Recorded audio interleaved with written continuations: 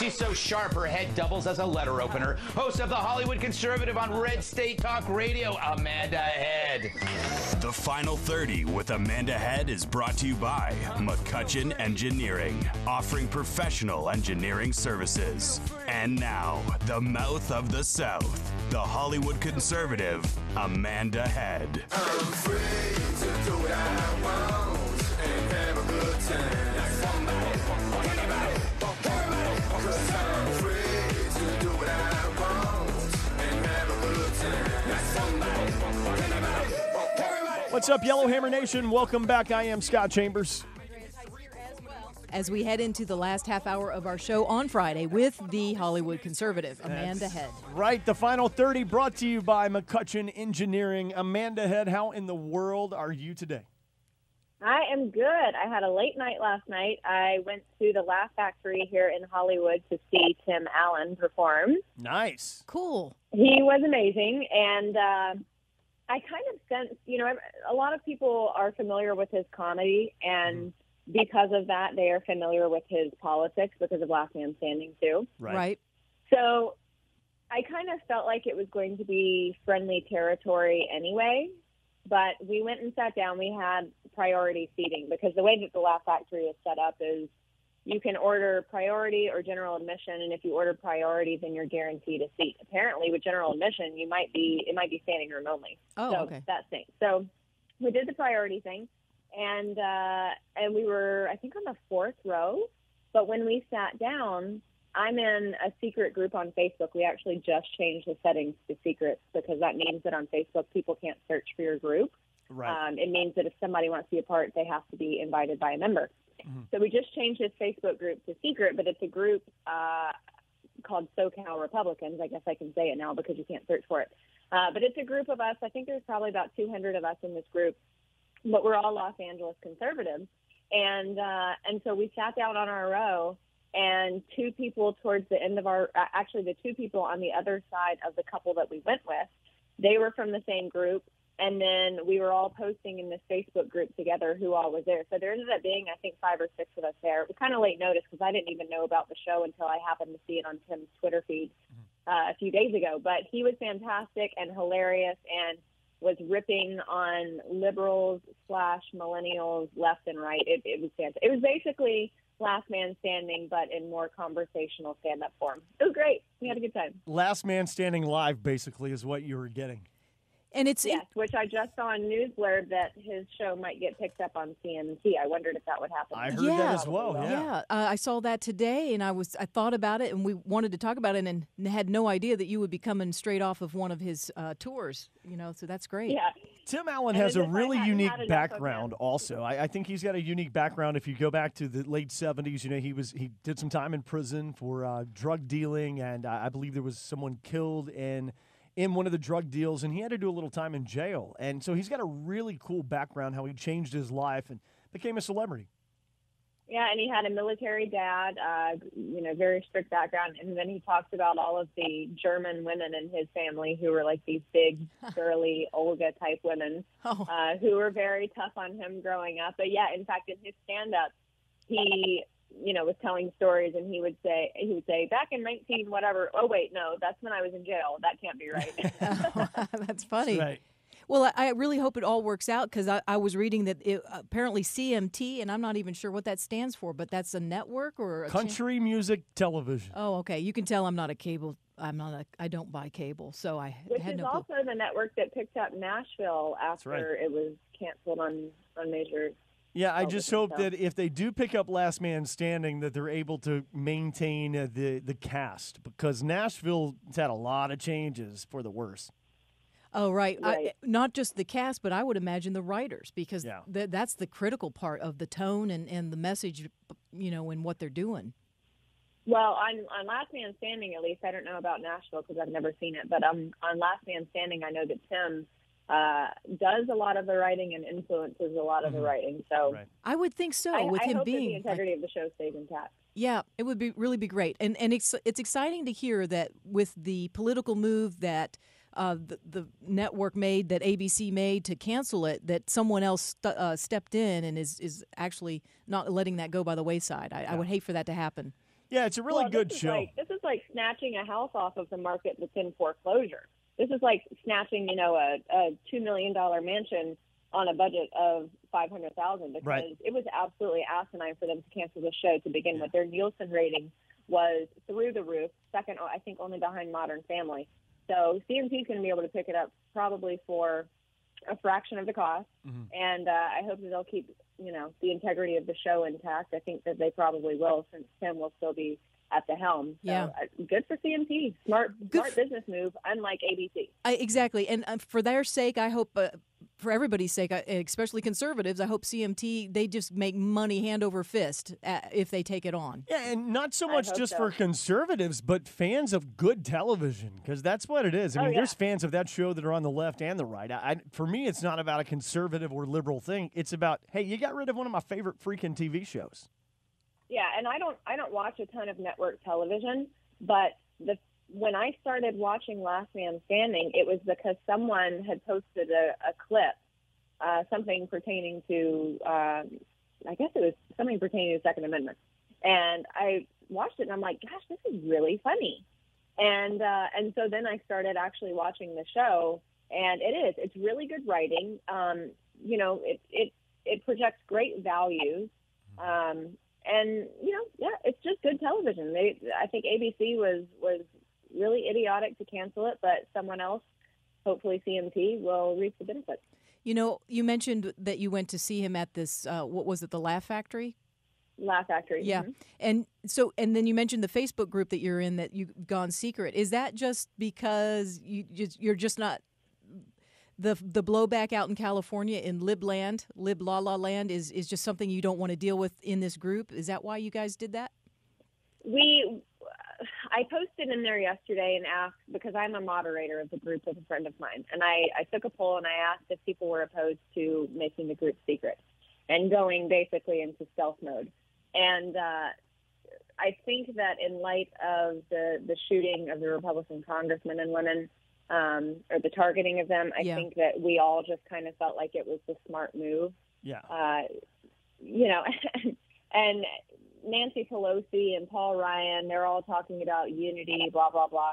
But it didn't even take 24 hours before Nancy Pelosi was hawking yesterday morning about how she was basically blaming it on Republicans and their vitriol and their rhetoric, which, as we all know, this is a Bernie Sanders supporter, so I'm not really sure How dare you bring up facts on this program, Amanda? You should know better than to bring up facts on this show. Or delving into a background. My goodness, that's the first time that's ever been done. Right. Nancy just couldn't keep those little Botox lips closed, could she? She just couldn't resist blasting the Republicans. And it, like you said, it was not even 24 hours. It's really a shame. They know. Yeah, and I didn't get to see the baseball game, but I heard that at the baseball game last night, there was, I don't know if it was live or if it was a reported video that they played on the big screen of Trump delivering a message to them. And the Democrats booed and made obscene gestures and yelled obscenities. So stay classy, Democrats.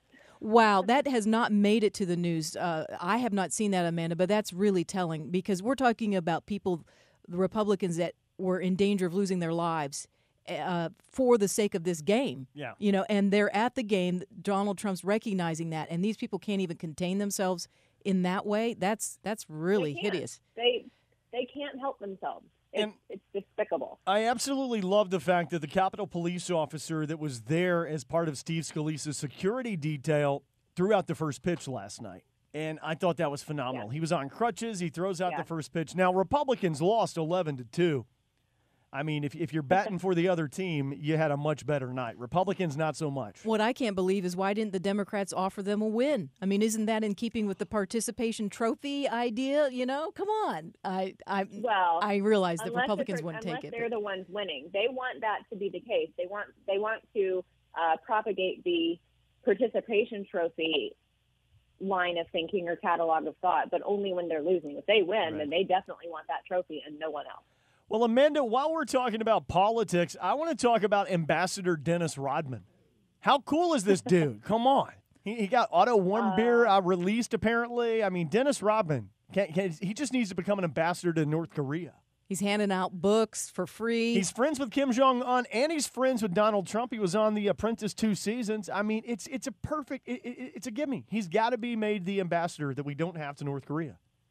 I'm a little worried, though, because before you can become an ambassador, or if you are going to become an ambassador, then you cannot commit acts of treason. And he took Kim Jong-un, Donald Trump's book, The Art of the Deal. So isn't that kind of like passing on state secrets? I mean, this is how Trump operates. These are state secrets as far as these are presidential methods for negotiations. Next thing you know, everything in North Korea is going to be covered in gold, and there's going to be little hotels everywhere. That's what's going to happen now. Yeah, Kim Jong-un just got that's starting when they start building golf courses. Yes. You know, I actually did think about that. You mentioned the book, The Art of the Deal. It does give Kim Jong-un, a peek into Donald Trump's mindset. And we already know he's a loose cannon when it comes to pushing buttons and testing people around. Now, I don't know. He could read a lot into that, and who knows what he'll do. I think that's hilarious because he really did this. He took him the book. I know. Like, they really did. The thing is that in order to get to the stage where he would be utilizing Trump's quote-unquote insider secrets from his book, that would require diplomacy. And as we have seen with the release of Otto Warmbier. Warmbier, Yeah. Diplomacy is not really in their playbook. I think that Kim Jong-un could read Donald Trump's book cover to cover daily, and I don't think that he would subscribe to any of the civility that Donald Trump, promotes in his book. The Otto Warmbier situation is a really, really sad situation. It really is. Not to mention the fact that they offered the lamest lie. Yeah. Out Are you guys there. buying that he went botulism and took a sleeping pill? And that's what happened? Because how many times does that happen here in the United States or anywhere else for that matter? Right, but to their credit, if botulism was going to happen anywhere, I wouldn't be surprised that it was North Korea. Yeah, I mean, botulism and a sleeping pill puts you in a coma. I mean, if by botulism you mean vodka and a sleeping pill, it's possible. But, I mean, come on. Right. This is nuts. Yeah. Insanity. They're lying through their teeth, obviously. They have no standard to the truth, so why would they tell the truth about this? Right, I know. It's just so offensive that they actually even offered it. I mean, if you're going to lie, make it a plausible lie. And if you're not going to make it plausible, then just don't say anything. But, exactly. Yeah. I'm glad that Trump made it a priority to bring him home. That's more than we can say for the last president. Yes. But he's home, and at least, obviously we have better medical facilities and technology and hands on him in the medical facility. So hopefully they can turn this kid around and get him out of his coma and bring him back to health. Right. Absolutely. All right, Amanda, we're going to take a short break here on the Final 30, brought to you by McCutcheon Engineering. When we come back, did I see somewhere that Miley Cyrus quit doing drugs, possibly? Yeah, it's weird. I never knew she actually did drugs. Yeah, I love that facetious laugh. She revealed what she just quit. All right, we're right back. We're live from the call, KS.com. Heating and Air Studio, Alabama license number 11120. This is Yellowhammer Radio.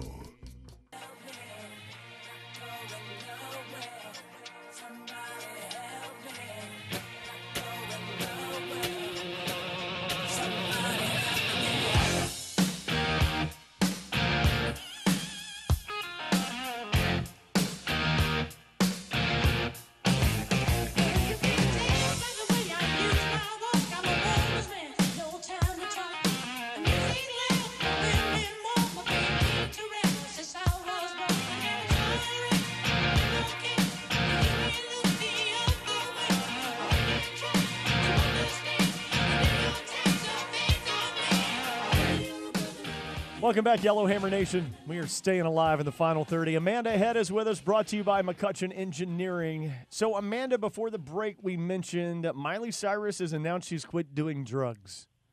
Is she high when she said that? Because I don't believe it. She claims that she kept having this recurring nightmare, which I admit, it sounds terrifying. She said she kept having this recurring nightmare where she was delivering a monologue on Saturday Night Live and she overdosed. Now, as terrifying as that seems, that's actually not quite as terrifying as the recurring dream that I have. And I think actually a lot of people, the more I talk to people, I think that this dream is kind of common.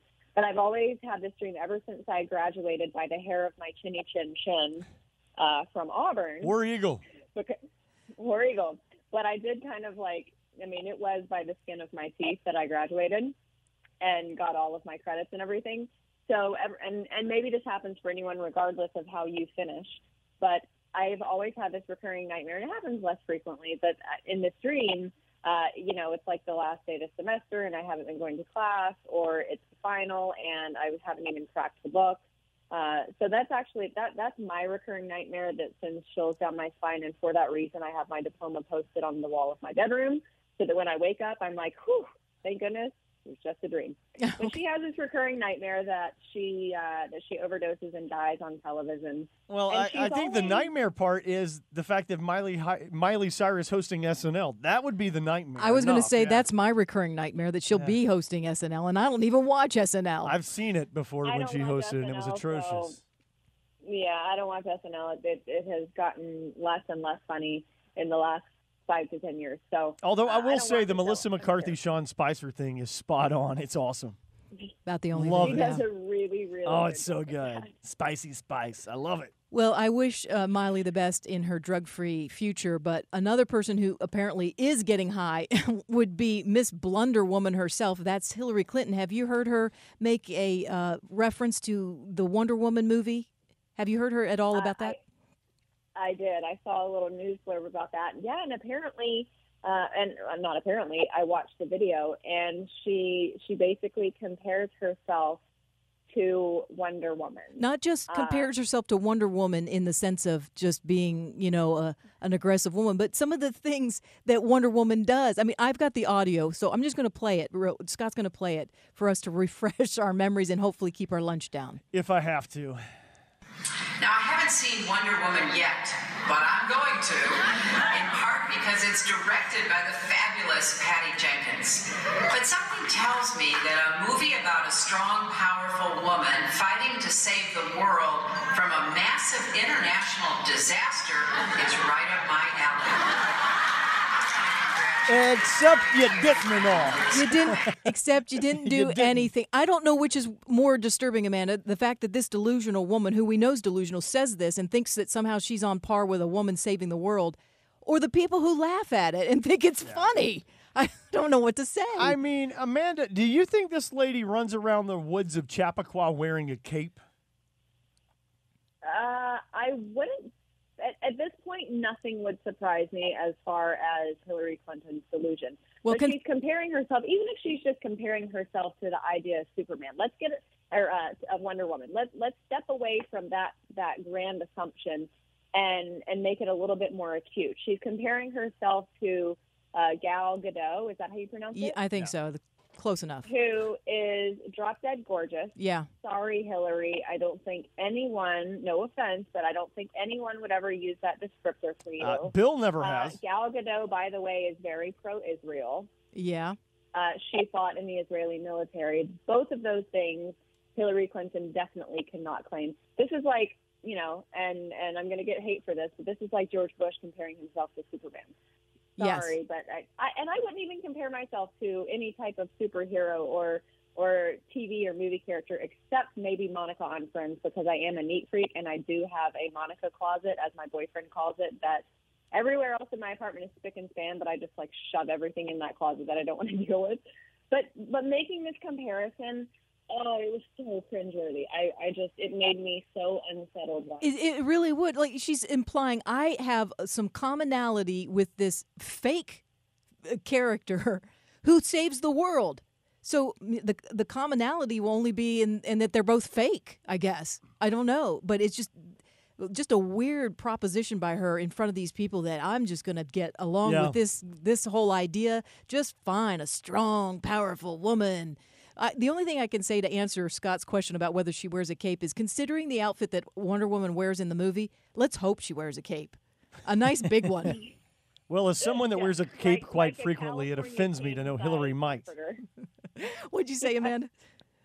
I said, let's hope that her case is the size of a California king's comforter, because nobody wants to see that. Yeah. Exactly. Oh, my gosh. But, Hillary Clinton has said and done some questionable things since she lost. And this whole comparison with her, saving the world, is she not aware that she lost? Right. I mean, no, she's not. She does not realize maybe she it. thinks she can still save the world. But there are a lot of Democrats, some that I've spoken to, obviously not high profile, but I think that this sentiment goes across the board, whether you're, out in the public eye or whether you're just a normal citizen. A lot of Democrats feel like she just needs to kind of go away. She's the big oak tree in the forest, and you've got all of these saplings that are trying to get some sunlight in the Democratic Party, and she's soaking it all up. And a lot of people are just ready for her to go away and to just fade into obscurity and spend time at Chappaqua and age gracefully into her retirement and keep her mouth shut. Yeah, well, considering she threw her own party under the bus not too long ago, I doubt that anything they say will bear any weight in this need for her to step aside. And No. You know what? In all fairness to Hillary, maybe she was confused and mixed up her words. She said save the world. Actually, when she was Secretary of State, she basically sold to the world everything she could possibly give away from the U.S. In her mind, she thinks she's still relevant. She still wants to shatter the glass ceiling. In her mind, she's still standing there with a sledgehammer, but instead, it's nothing more than a child's toy with soft ends. She's not going to break that glass ceiling. She needs to go away, go back to the woods in Chappaqua, pretend she's Wonder Woman. I don't care. Just get out of our lives. Stay out of the media. That's what I want to see. The thing is, and you find this a lot with aging grandparents and parents, when you try to, when their health is declining and you know that they need medical assistance more often, possibly daily, it's very hard to get parents or grandparents to agree to go into like a convalescent facility or a nursing home or something like that, or even just have like a stay-at-home nurse. So I'm wondering if we just need to start soliciting some of these agencies to send advertisements to Chappaqua, and maybe they'll get the picture, and maybe they'll, bring some home care, and they will just stay there and not bother the rest of us. Yeah, I think you're onto something. It's kind of like trying to get an elderly person who needs to give up their right to drive to let go of the wheel because everybody else is in danger. I think someone needs to take the wheel of the world behind the fake wheel of the world that Hillary thinks she's been driving all this time and kind of yank it out of her hand at this point. I don't know. I'll happily relinquish that right at whenever anyone deems it necessary because I hate driving. So. I wanted to ask you, in our final minute and a half here, I was on Amanda's show the other night. Thank you so much for having me on your program. I had a blast. Yeah, thanks for coming on. That was fun. Have you seen any more about this Rachel Maddow story that I discussed on your program, where a lot of people on the left believe that since Rachel Maddow has been shedding light on the Donald Trump-Russia ties, that Rachel Maddow was out for over 2 weeks. They were convinced that Vladimir Putin had somehow poisoned her and caused her to be sick. The left is nuts. I haven't seen any updates, but I think that she has been yanked off the air because she sucks. Oh, okay. Good possibility. Or maybe Or just she on doesn't. a summer vacation, but that can't possibly occur in the middle of the summer to people's that are liberals, I guess, and maybe convinced. she and her beautiful wife were sitting on the beach sipping some cocktails. We don't know. All we don't right. know. Amanda, it's a pleasure having you on the ladies on the program as island. always. I want to thank McCutcheon Engineering for being sponsors of this. Have yourself a blessed week, and we'll chat again next Friday on the Final 30. All right, everyone, have a wonderful weekend. We lost her. But Yeah, I hey, think we have a did. great weekend, Amanda. All right, God bless everybody. We'll see you on Monday here on Yellowhammer Radio.